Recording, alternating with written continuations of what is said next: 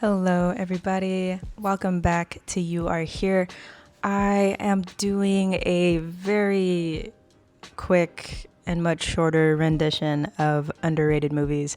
I haven't done one of these in a while. I have a couple of these that I have made that are actually my most favorite videos I've ever made. I put a lot of work, effort into those, lots of research, lots of editing, and I'm just proud of how those came out. I'll show little screenshots and links for you, so if you want to check those out. But yes, today is going to be a much shorter version of that, and I'm also doing something a little different where I am trying to get back into making art. I wouldn't call myself the strongest graphic design artist, but I have always enjoyed doing that in the past, and I'm trying to get back into that just to keep myself active and creative and whatnot. So for this rendition of underrated movies, we are going to be talking about the movie Summer of '84, made in 2018. And I'm also going to be creating a design for it, showcasing my favorite part of this film, and yeah, I'm gonna transfer it onto some old pieces of furniture that I have. But yeah, I thought it would be cool to start incorporating this into the underrated films and showcase, like I said, what my favorite part of the movie was. Hi guys, so editing Danny here. This video did not quite work out how I intended, but yeah, regardless, I will still show you the design and how it's turned out so far. So stay tuned for that. So back to Summer of '84. The plot for Summer of '84 is, after suspecting that their police officer neighbor is a serial killer, a group of teenage friends spend their summer spying on him and gathering evidence. But as they get closer to discovering the truth, things get dangerous. So, this is very much an underrated movie. To me, it's like a blend of Stranger Things and Black Phone. You know, we've got the very heavy 80s aesthetic in this film, and then also the incorporation of trying to solve a crime. There's no paranormal, supernatural stuff in this film, but yeah, that's why I said I feel like it's a blend of both. I love this movie. I own it. I have rewatched it multiple times. I think it's very creative. And yeah, let's do, oh, yes, right here, right now, spoilers all the way. Whenever I do my renditions of underrated movies, I basically recap the movie. So I will be saying everything that happens. So if you'd like to turn away now, I completely understand. But if you watch it, please come back and let me know what you think. Okay, so we started off the movie with our main character, Davey. He is on his paper route, riding his bike through the neighborhood, and yeah, he ends up having an interaction with a neighbor who we will come to find is Mackey, or Wayne Mackey. He is a police officer. But yes, Davey runs into Mackey. He asks for the money for the paper route. I guess Mackey is behind on this, and Mackey's like, yeah, of course. And then he's also asking Davey for help moving something, so Davey has to go inside Mackey's house. Oh, and I stated that it does already feel like a potentially creepy moment, because Mackey is, I don't know, talking to Davey about how he remembers his parents pushing him in a stroller in the neighborhood back in the day, and now here he is, you know, I don't know. It very much goes for the theme. If you've seen the movie, you know what I'm talking about. So Davey goes inside Mackey's house. He sees all these pictures on the wall and makes a comment at how big Mackie's family is. And Mackie's like, yeah, they all live far away and he's better off for that. But yes, after this scene, we cut into Davy and his friends playing a game called Manhunt. So Davy's friends are Eats, Woody, and Curtis. So Manhunt is basically like a strategic hide and go seek mixed with cops and robbers with organized teams. They play this game at night, which I think is very creepy, especially nowadays. Nobody's doing that. But all right, at least I hope they're not. Anywho, while they're playing Manhunt, Davy sees Mackie through his window, and there's a random kid sitting at Mackie's table that Davy's never seen before. Oh, and just a little insight on our main character, Davy. Davy is into conspiracy theories, very heavy. You see a moment in the film where it's showcasing his wall, and it's filled with like magazine clippings of like serial killers, Bigfoot, supernatural. Like Davy's into all of it, let alone Davy's dad works for a news station as a camera operator, so it's also kind of incorporated into his home life. Davy also has a crush on a slightly older girl that used to babysit him named Nikki.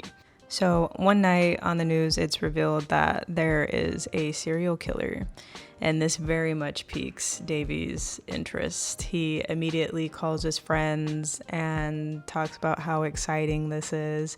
His friends point out that the serial killer is killing boys within their age range, so they're not sure what he finds exciting about this. But Davy comes to the conclusion that this serial killer, now called the Cape May Slayer, is his neighbor Mackie. He then convinces his friends to investigate with him, and they begin to watch Mackie and his every move. Now, watching all of this is very stressful, especially with how risky they get. The more Davy is interested and suspecting of Mackie, the more willing he is to be risky with not only his well-being, but his friends. Yeah, there's just so much potential for getting into trouble in general, let alone if Mackie is the serial killer. It's just dangerous. Anyways, is cut to Davy has an interaction with his crush, Nikki. Nikki is a amateur DJ. She DJs, I think, at their school dances or what have you. And her parents have just announced that they're getting a divorce. There's a scene where Nikki spots Davy and his friends spying on her through Davy's window. And of course, Davy was the only one standing when she turned around and saw that she was being watched. She decides to stop by one night while Davy's parents are on a date and has a little flirty moment with Davy. It's a very stereotypical 80s crush on the babysitter storyline. They walk through memory lane as she notices his collection of paranormal memorabilia, because I think she's the one that kind of ignited this passion of his when he was younger. Cut to the next day, their casing continues as the boys spot Mackie buying a lot of gardening dirt, shovels, tools of that nature that are stereotypically highly suspicious. And they also do this while driving Woody's mom's car, which none of them are of age to be driving. Luckily, a cop that is familiar with Woody's mom catches them and lets them go and warns them about the dangers of not only driving, but being out and about with this serial killer on the loose. So later that day, I do believe, Nikki stops by to see Davy again. He hangs out with her late at night as she talks about her parents finally breaking the news to her about them getting divorced. Now, after Nikki confides in Davy, Davy decides to tell her that they've been spying on Mackie. And Nikki is immediately concerned and tells him to stop because he's a cop, and that's dangerous. Just as I was describing before, he can get in so much trouble for this. So she tries to steer him in the right direction, but of course Davy does not listen. There's a few little moments in the movie that I like that don't involve the boys and just show Mackie alone, and it helps play into their suspicions. Like Mackie out in his front yard, watching kids play and offering them, I don't know if he offered them popsicles or something like that, and then he's just sitting on his front lawn, I think with a cooler and a chair, and he's just watching them play. There's like this, slow zoom in of him sitting there, and it's like, yeah, like I said, it helps play into what the boys are feeling and thinking about Mackie during this time. So now I guess there is a family in the neighborhood that's been absent that Davy has noticed, and they suspect that the family might be in trouble and sneak into their house, only to run into Nikki, who explains that the family went on a trip and asked her to house sit or take care of their cats, something of that nature.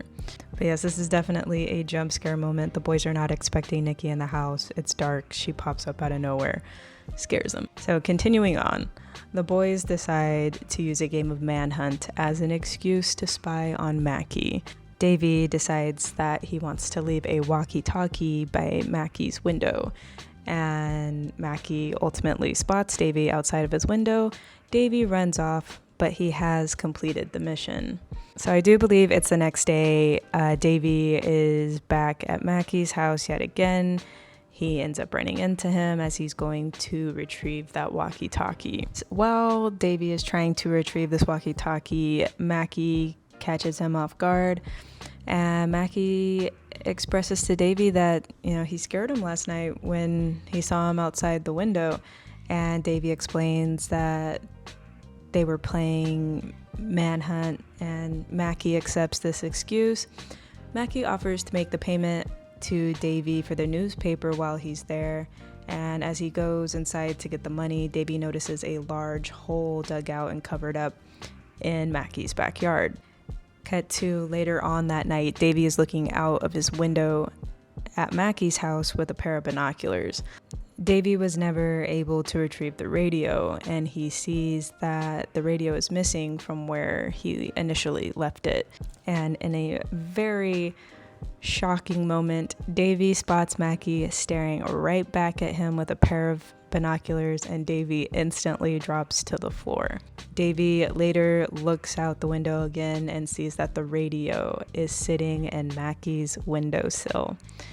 Okay, now at this point, and also like I already said, I already warned for spoilers. Now we're getting into, this is a very pivotal point in the movie where it's fully reasonable to be fully on board with Davy thinking that Mackie is guilty. We had the creepy moment with him sitting on his lawn watching the kids, and now he is playing games with Davy right back, showing him that he found the walkie-talkie and leaves it in plain sight for him to see. Davy tells his friends about this moment, and the boys plot a new mission. Two of them will follow Mackie on his routine nighttime run, and the other two will dig up his backyard to see what he buried. Mackie runs to a storage unit where he pulls out a additional car that he has. Mackie decides to get in this car, close up his storage, and drive back. The boys freak out because now Mackie will get back to the house faster than he normally would when he's doing his nighttime run. So cut back to Davy and his friend at Mackie's house. Davy ends up spotting a shirt, and it is the shirt of the boy that Davy saw sitting in Mackie's house that one night when they were playing manhunt. Now this boy that he saw is also missing and is on a milk carton, which is a big promo thing for the movie poster for this film. But yeah, The boys spying on Mackie at the storage unit also spotted a warning symbol for acid chemicals, as well as more dirt and other potentially incriminating tools. The boys ultimately reunite and pull all their findings together, and Davy decides that it's time to tell his parents about everything that's going on. Davy's dad is pissed and makes the boys go with him to Mackie's house to tell him everything that they've been doing and that they suspect him of being the Cape May Slayer. Mackie says that the boy that Davy saw is his nephew, and Davy chimes in that he thought he didn't have family nearby. Haha. But Mackie has an answer for every accusation that's presented. And yeah, the boys split up. Davy's dad tells the boys that he's going to tell their parents about everything that's going on also. So cut to later on, Davy ends up sneaking out of the house to go hang out with Nikki, who expresses that she will be moving soon due to the situation with her parents getting divorced. So also during this hangout, Davy tells Nikki that they got caught, but he knows that he's right about Mackie. But Nikki continues to tell him to leave it alone. Next day, Mackie ends up coming to Davy's house when Davy is alone, and he wants to make amends about what happened. He offers to update Davy on the case and tells Davy that he can come check in on him if he doesn't feel safe. Davy ultimately turns down these advances, as he should, but Davy ends up asking Mackie to come through on an offer that Mackie had made when Davy's dad had the boys confess. Mackie had offered to call his nephew just to prove that everything was on the up and up. Mackie agrees to Davy's request. Mackie's like, I am gonna have to step inside to make the phone call, but Davy tells him they have a phone that will reach and he'll bring the phone to him. Although Mackie ultimately decides to step inside the door frame of the house anyways when Davy goes to get the phone. It's very telling of character.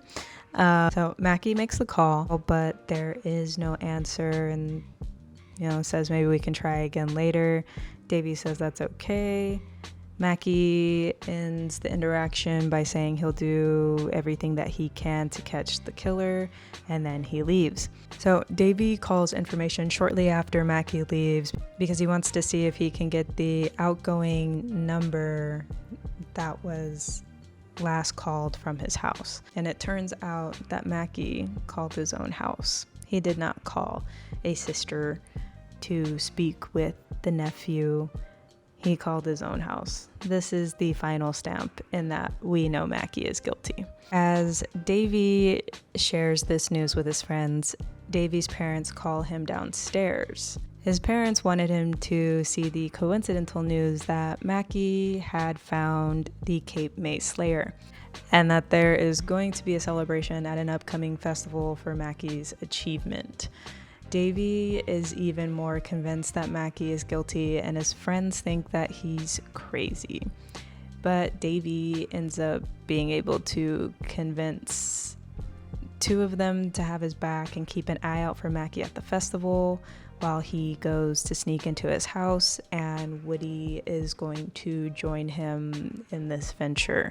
So Davy and Woody sneak into Mackie's house.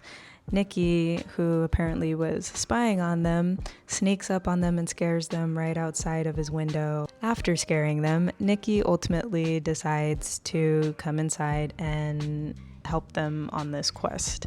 Davy's like, I thought you said I should stop, but she insists on helping them, probably because she just wants to make sure he doesn't get into trouble.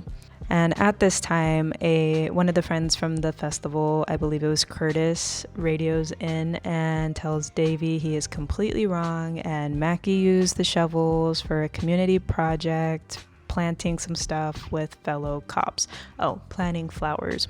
My apologies. Nikki says they're already there, so why not look anyways? So they go to the basement. Woody has Davy's dad's camcorder in hand. In this basement, they find a creepy hidden bedroom behind a locked door with a padlock. They hear a noise inside behind another door and ultimately find a decomposed body in a tub and another boy taped up still alive. As they make their way through Mackie's living room with the victim, Davy stops in his tracks at Mackie's family picture wall. And this is where my favorite moment of the movie comes in, and this is what I've based the design off of. Davy notices that all these pictures that Mackie has on his wall are all the missing boys that they've seen reported on the news and on the milk cartons. These aren't Mackie's family members. These are Mackie's victims. This is his trophy wall. And one of the last few pictures that Davy spots on the wall is Davy's own family picture with him and his parents. Okay, so I made a design, as I said, in reference to my favorite part of the movie where the trophy wall is revealed. So I really enjoy the original artwork and posters created for the film. I enjoy the font and the use of skeletons, so I incorporated my own skeleton design and reused the font so that it was still true to what I like about the artwork for the promotional posters for the film, and also incorporating a picture frame with the skeleton in the middle as if this picture were a part of the trophy wall. So that was the inspiration for this design. I transferred it onto a piece of furniture that I kept from an old desk. And yeah, I am going to be messing with this more, painting it, sanding it. But yeah, I didn't have all the time to do that right now. And just, yeah, in general, I had other plans for capturing the creating of this, but it didn't turn out how I wanted, but it will next time.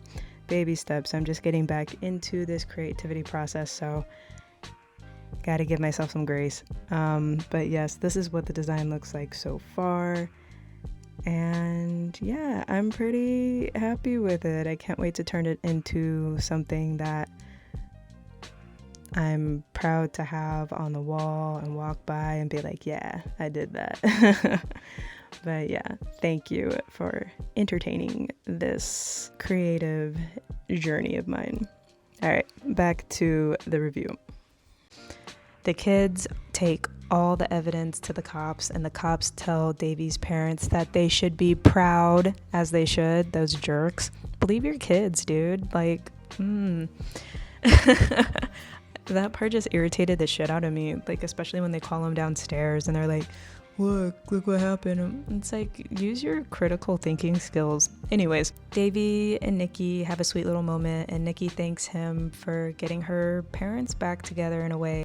Davy's parents apologize to him on the drive home and talk about how proud they are of him.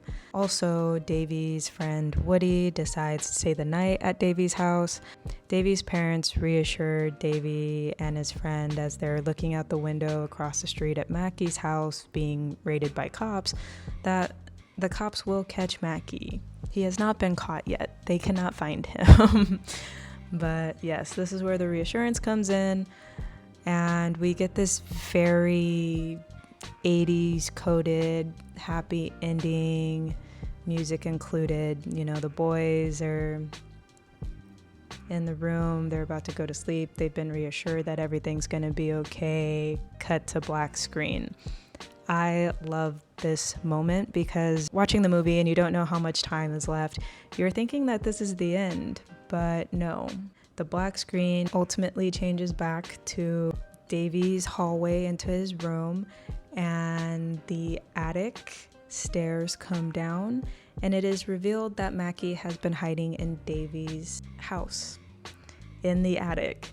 He attacks the boys, kidnaps them, and takes them out into the woods. The boys wake up to see that they're in a car in the woods, and Mackie is very intentionally playing games with them. He's hunting them. He says on a loudspeaker, "Let's play manhunt for real." The boys go running into the woods. The boys split up, and Davy creates a distraction for Woody so that Woody can go back to the car and hopefully be able to go drive off. And unfortunately, Mackie is very much in his element, and he catches Davy slicing his Achilles. Mackie ends up running back to the car, chasing Woody, and kills Woody. This is a very shocking, heavy moment in this movie. I remember I had my mom watch it because I wanted to watch it again before I did this recap, and she just looked over at me and she was shocked because this whole movie is very coded in like kids being kids, and nothing really dark is being shown up until getting to the decomposed body in the tub, and then the next darkest thing we see is Woody getting his throat cut and he's dead. And Woody is a very sweet, kind boy and friend and son, and it's very sad. It's a very sad and also shocking moment.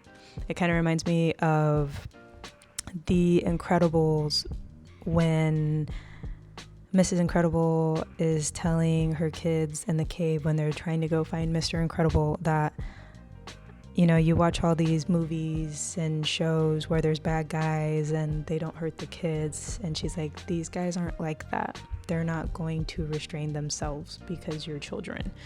And it's a hard reality moment, and this is a very hard reality moment in this movie that has primarily played out, like I said, as a stereotypical 80s kid thriller adventure type thing, right? So Davy ends up making his way back over to the car and finds Woody and sees that he's dead. Mackie ends up running up behind him and is hovered over him and gives a haunting monologue to Davy, saying how he destroyed his life and his home, and that he wants Davy to spend his life looking over his shoulder, wondering if he's going to come back for him. It's chilling. Like I said, this whole ending is just very hard-hitting, and it's a big switch up from what we've seen throughout the rest of the movie. It's very dark. And I don't know, as messed up as this might sound, I like this turn of events in the movie because it's very real, Curiosity killed the cat. Yes, Davy and his friends probably saved a lot of boys in the future, at least in their hometown, from being murdered because of their curiosity, but ultimately it ended with one of them losing their lives and Davy having to live with this threat for the rest of his. So, end of the movie is Davy on his paper route, narrating very similarly to how he did in the very beginning of the movie, which I don't think I commented on before.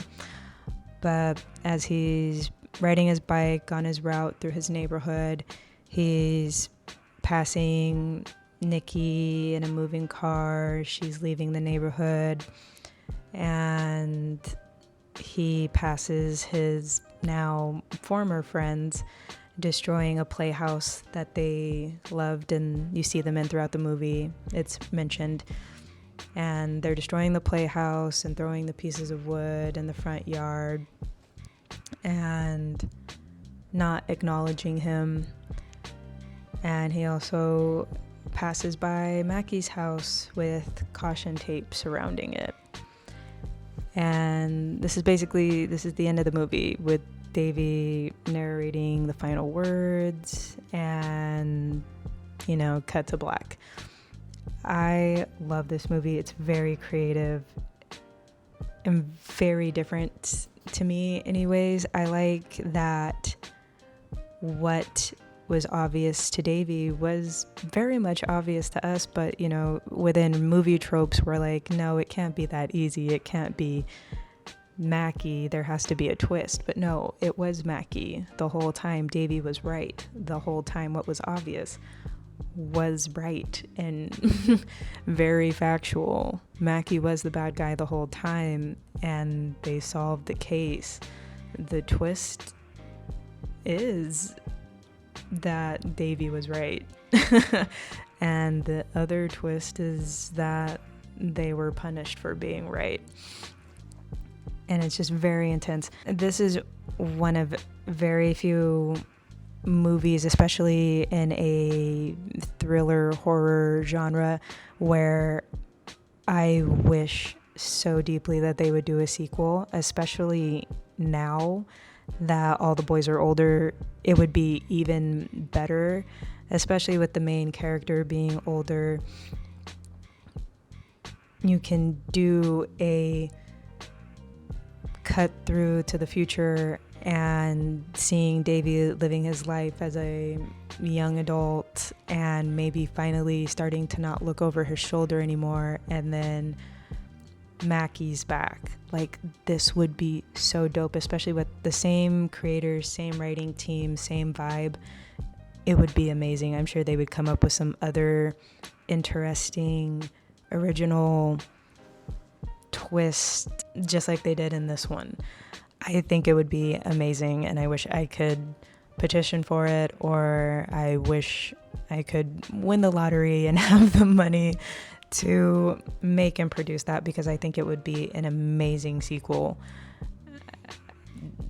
I don't know, maybe that's just me, but yes, this has been another rendition of Underrated Movies.